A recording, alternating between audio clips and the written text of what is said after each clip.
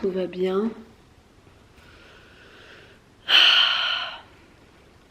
En fait, c'est facile de savoir que j'ai pas fait de vidéo depuis longtemps parce qu'à chaque fois, on voit que mes cheveux ont poussé. Bienvenue dans cette vidéo, les zouzous. Je comptais à la base mettre mes avis des livres que j'avais lus dernièrement dans un vlog, mais je pense faire une vidéo à part, donc c'est pour ça que je prends le temps de filmer comme ça.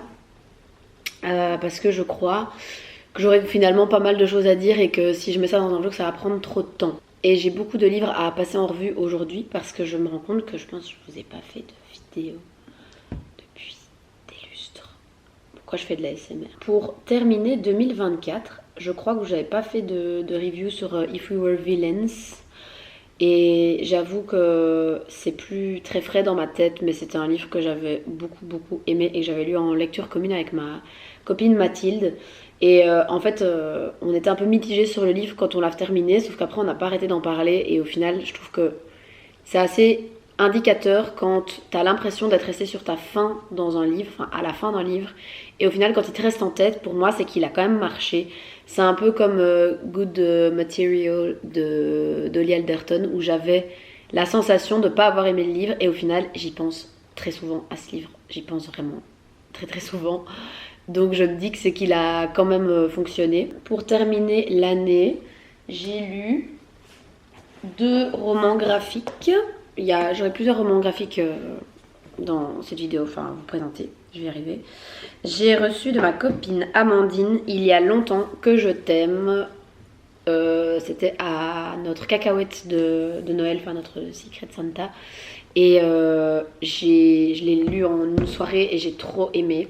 Alors déjà, il faut savoir que les images sont incroyables.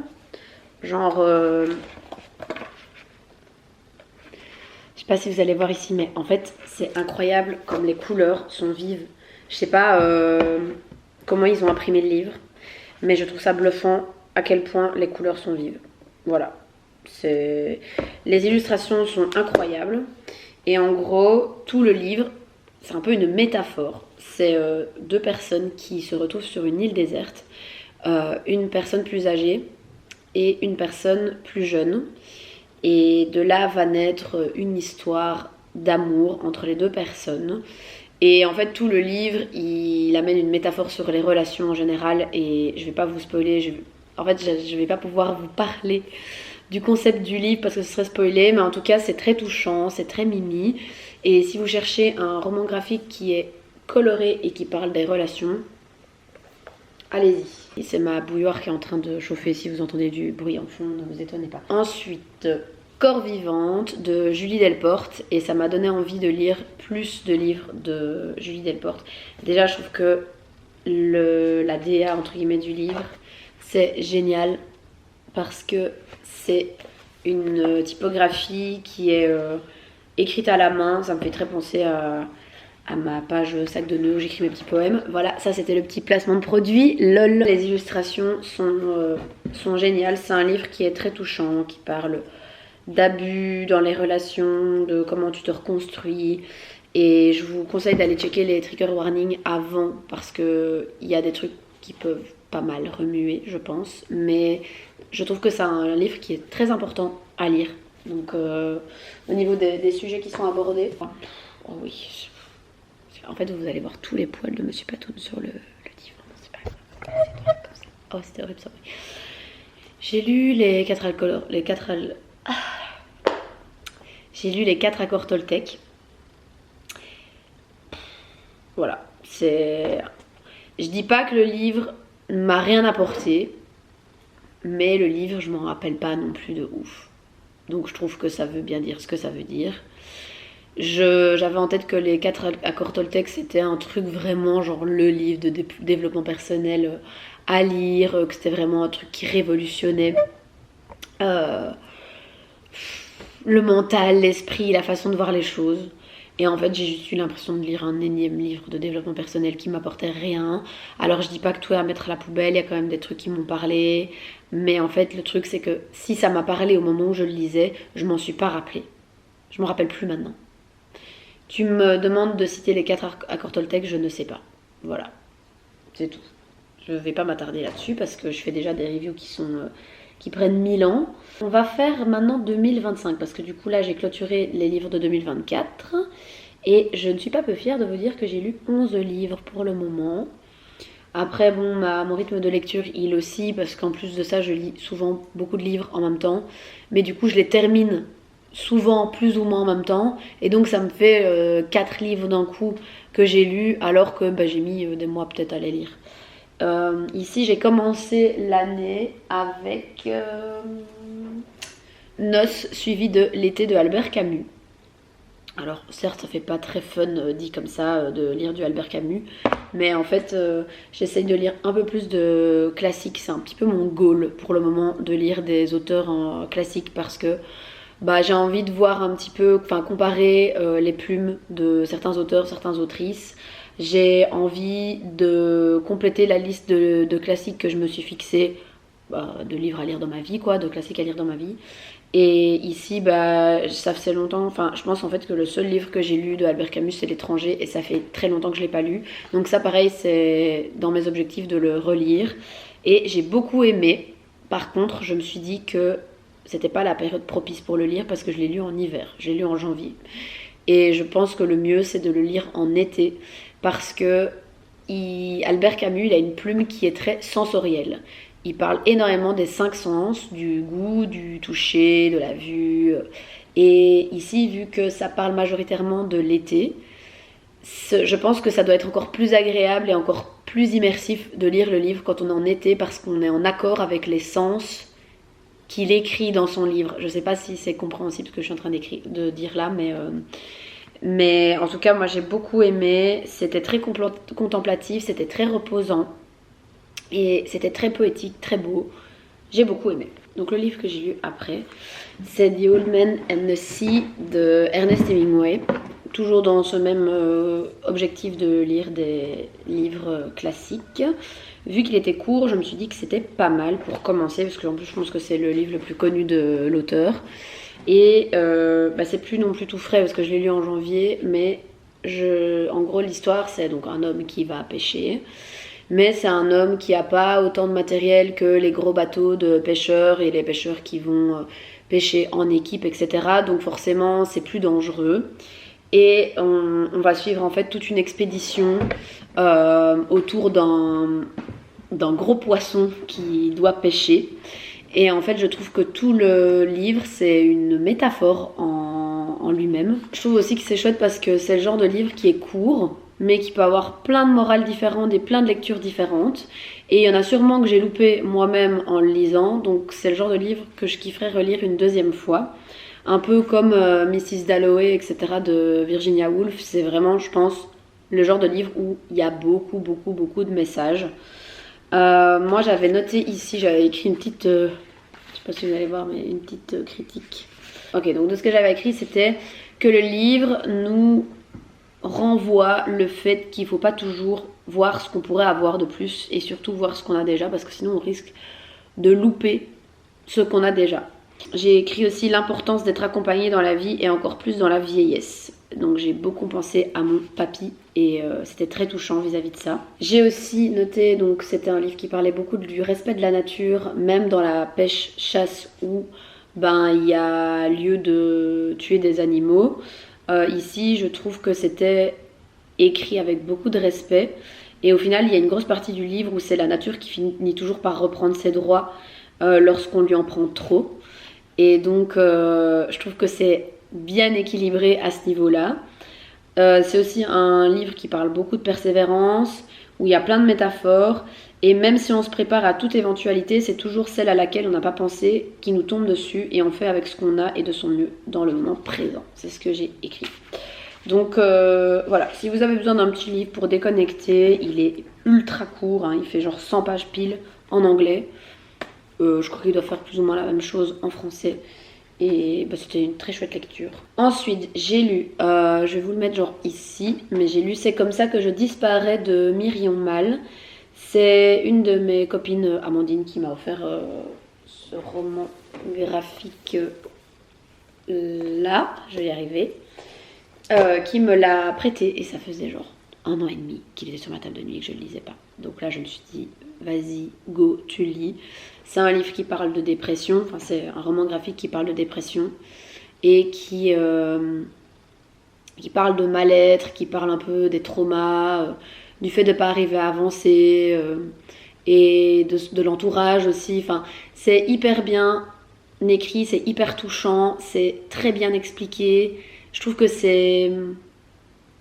ça dépeint très bien la dépression, en fait, tout simplement. C'était super touchant, je vous conseille de le lire. Mais allez voir les trigger warnings avant. J'ai lu le fameux A Dowry of Blood de S.T. Gibson. Et en vrai, j'ai pas mal kiffé cette lecture. Je l'ai laissé en suspens plein de fois parce que j'étais en panne de lecture, mais c'était pas à cause du livre. Et je pense que j'aurais pu apprécier encore plus le livre si je l'avais lu d'une traite parce qu'il est vraiment court en plus. Franchement, il fait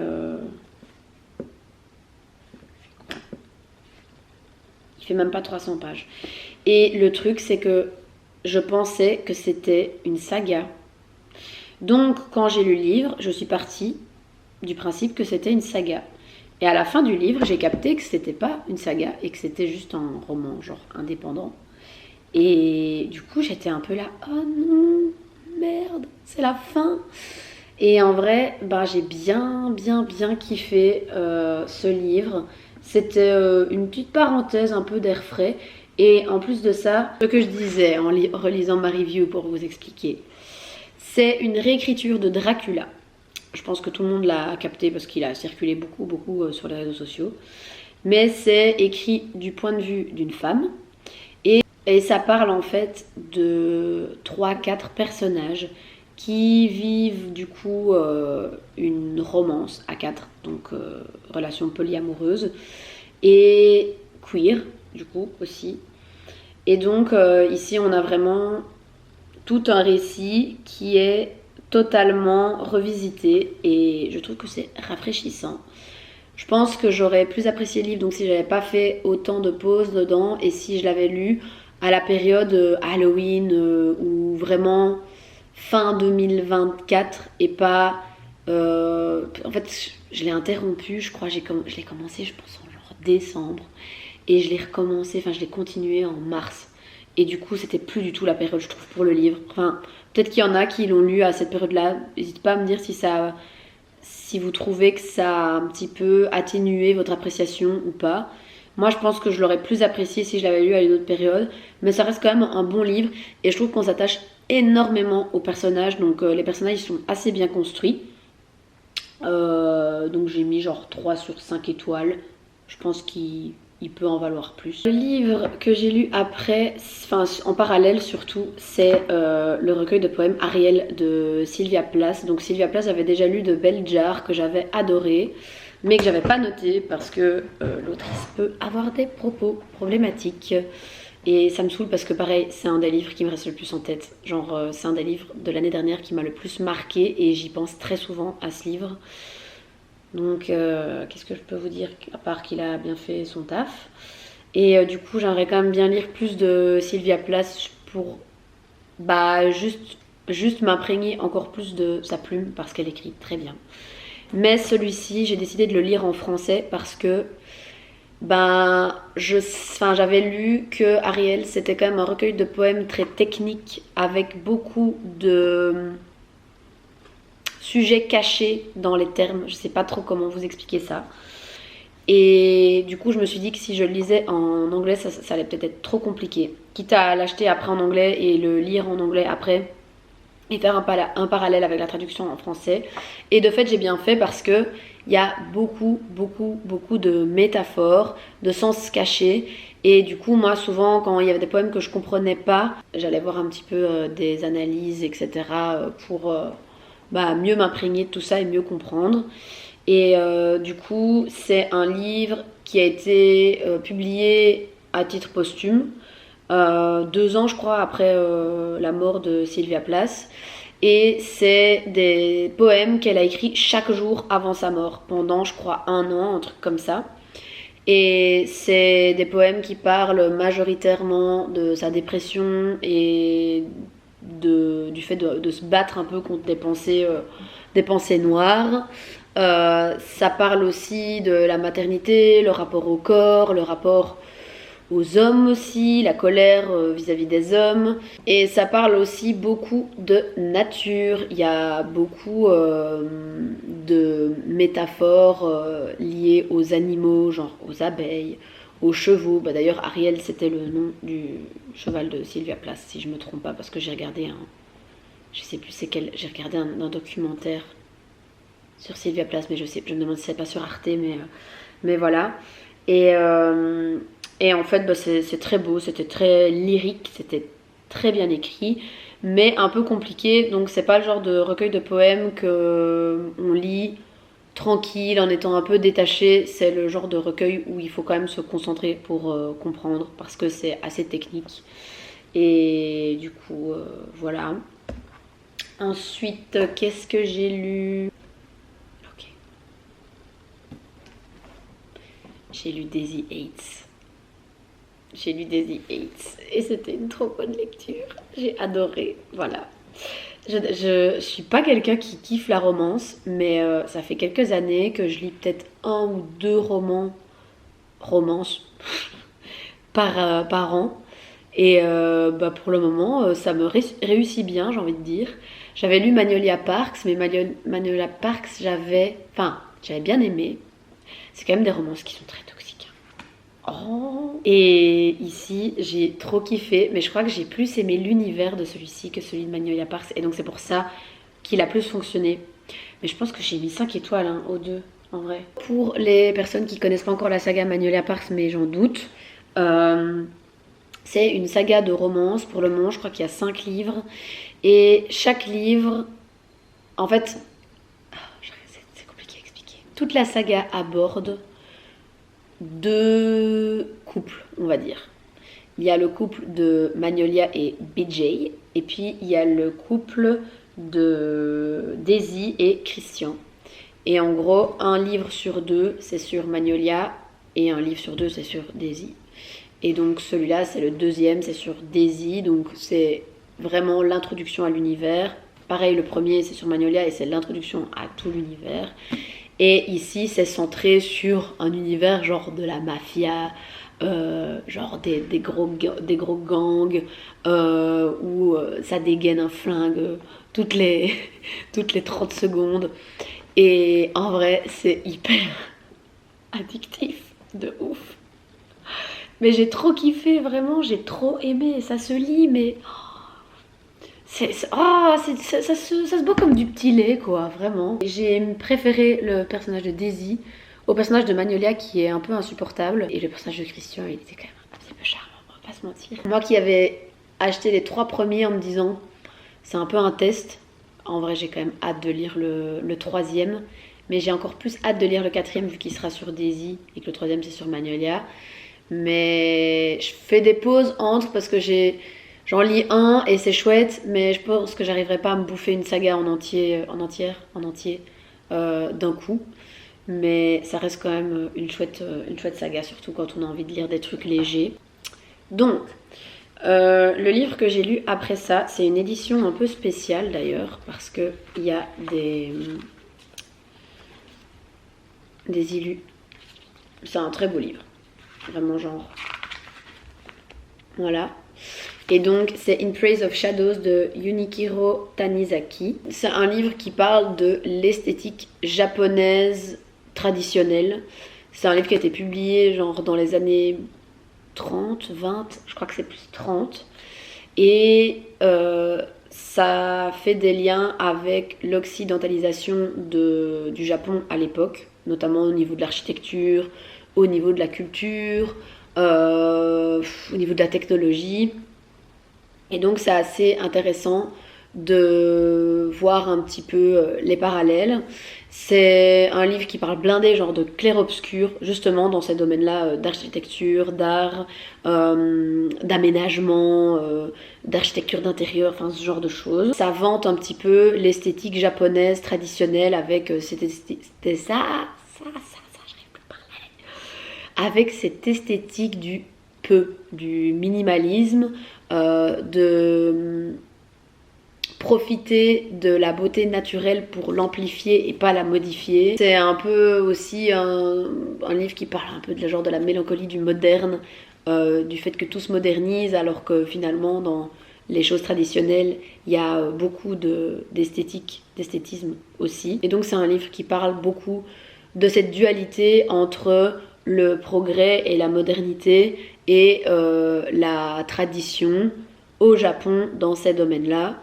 Et il y a aussi, oui, beaucoup d'analyses de la lumière dans certaines pièces, dans les toilettes, enfin, dans des trucs comme ça. Et en vrai, c'est super intéressant. Mais pareil, encore une fois, c'est pas un livre qu'on lit un peu comme ça. Moi, je lisais un petit chapitre par jour pour garder les termes en tête et pas oublier ce que je venais de lire. Et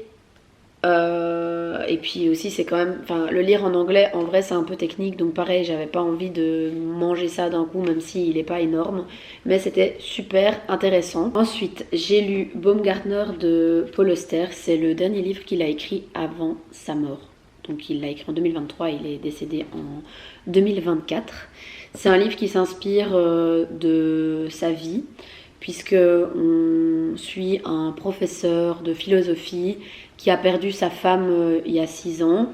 Et en gros, tout le livre, ça suit et le passé et le présent.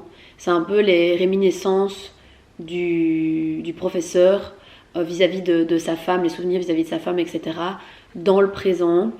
Et c'est super touchant, ça parle aussi de la vieillesse, ça parle un peu des souvenirs qui s'effacent et ceux qui restent en fonction de l'âge, en fonction des années. C'est un livre qui parle beaucoup de deuil aussi, de comment on fait pour se remettre dans le deuil. Ça parle aussi beaucoup d'amour, de la mémoire, de ce qu'on garde en tête, du temps qui passe. C'est hyper mélancolique et nostalgique, mais à la fois c'est hyper beau. Alors moi j'avoue qu'il y a un moment dans le livre où je me suis un peu ennuyée et où je trouvais que ça devenait redondant. Et je trouve ça dommage parce que ça reste un très beau livre, le message est super beau. Et par exemple le premier chapitre, niveau écriture, j'ai ultra accroché. Parce que c'est une scène qui se passe genre en quelques heures et où c'est d'une banalité. Et je sais pas comment expliquer, on trouve plein de beauté dans la banalité d'une journée, mais d'une journée comme toutes les autres où il se passe rien de fou. Et juste le premier chapitre, c'est un vieil homme qui se lève, qui fait un peu les mêmes choses que d'habitude et arrive genre un truc un peu différent d'habitude. Et enfin bref, j'ai trop aimé le premier chapitre et je pense en fait que j'ai tellement kiffé le premier chapitre que je m'attendais à ce que chaque chapitre soit un peu dans la même veine et j'y ai trouvé un peu moins de consistance, un peu moins de choses touchantes au fur et à mesure du livre. Je trouve que ça s'essoufflait un peu. Après ça reste un livre qui est assez mignon et c'est mignon mais à la fois c'est touchant et c'est nostalgique et c'est un peu sombre quand même dans les pensées, enfin c'est un peu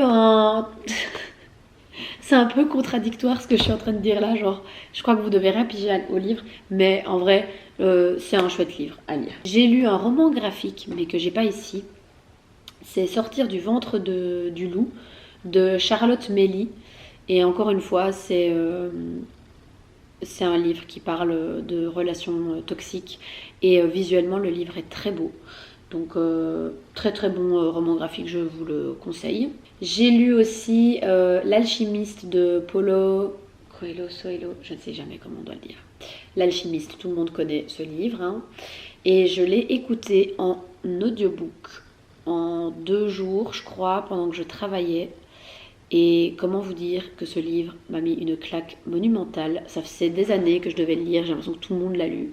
Et que, par exemple, on peut faire un parallèle avec les 4 accords Toltec où tout le monde nous rabâche les oreilles avec ce livre depuis des années et que j'ai trouvé juste, mais insipide, inodore, incolore. Et ici, L'Alchimiste, c'est un livre pareil dont j'entends parler depuis des années et où je me dis un peu, ouais, est-ce que c'est du bullshit ou pas ? Et en fait, quelle claque, j'ai adoré le livre. Je crois que je vais l'acheter pour pouvoir le relire et pouvoir annoter les phrases que j'ai trop aimées et qui m'ont trop marqué. Et la lecture, elle est arrivée pile au moment où on réfléchissait avec Rob pour déménager à Bruxelles et on était encore un peu dans un entre-deux. Et pouah, j'ai l'impression que c'était la vie m'envoyait le livre pour que je le lise et pour que je me bouge le cul et pour que je réalise plein de choses. C'était génial. C'est un super livre. Vraiment, je vous... 5 sur 5, nickel. Le dernier livre en date que j'ai lu, c'est un recueil de poèmes de Simon Johannin qui s'appelle Le Dialogue. J'avais lu un autre livre, je sais plus c'est quel livre que j'avais lu de Simon Johannin parce que j'en ai lu qu'un. Attendez. Tout va bien, je suis en vie. J'avais lu un autre recueil de poèmes de Simon Johannin il y a genre 3 ans. C'est la dernière saison du Monde et j'avais beaucoup aimé. Et il écrit pas que des poèmes, hein. Il a écrit Nino dans la nuit et L'été des charognes, mais je les ai pas encore lus. Je les ai, mais je les ai pas encore lus. Et bah encore une fois, j'adore la plume de Simon Johannin. Enfin, j'aime vraiment bien ce qu'il écrit. Je trouve que c'est contemporain, c'est un peu abstrait et à la fois c'est profond.